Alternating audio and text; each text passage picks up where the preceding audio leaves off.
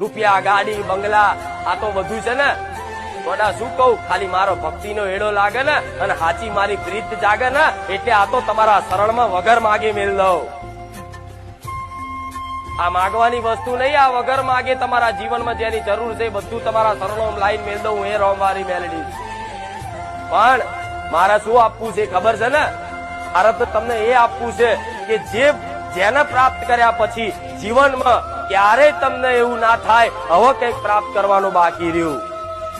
તમારે શું જોઈએ? એટલું બધું સુખ જોઈએ છે, એટલું બધું સુખ જોઈએ છે કે માં સુખ આપી દે એટલું બધું કે અમે ક્યારે માગીએ જ નહીં, સુખી થઈ જઈએ કાયમ માટે. બધા આવું જ ઈચ્છો છો ને કે કાયમ માટે માં સુખી થઈ જઈએ, કાયમ માટે. તો કાયમ માટે સુખી થવાની પ્રાર્થના મન માતાને કરી હોય ને તો કાયમ માટે તમને સુખી કરવા. પણ કાયમ માટે સુખી કોણ રાખશે? તમારી ઘરની કુળદેવી. આ જીવન નહીં, પેઢીઓ પેઢીઓ સુધી તમારા આવનારા વારસદારને કોણ કદાચ સુખી રાખશે? તમારી કુળદેવી, તમારી પેઢીઓની માતા. મારે એ શીખવાડવું છે. મારા જેવી માતા તો એક રસ્તો અને માર્ગ બતાવી અને તમને એક સાચી ભક્તિ જગાડી અને પોતાની કુળદેવી પ્રત્યે કદાચ ભાવના કરાવી, પ્રેમ જગાડી અને તમારી કુળદેવીની છૂટેલી આંગળી ભેગી કરી આલવાનું મારું કામ છે.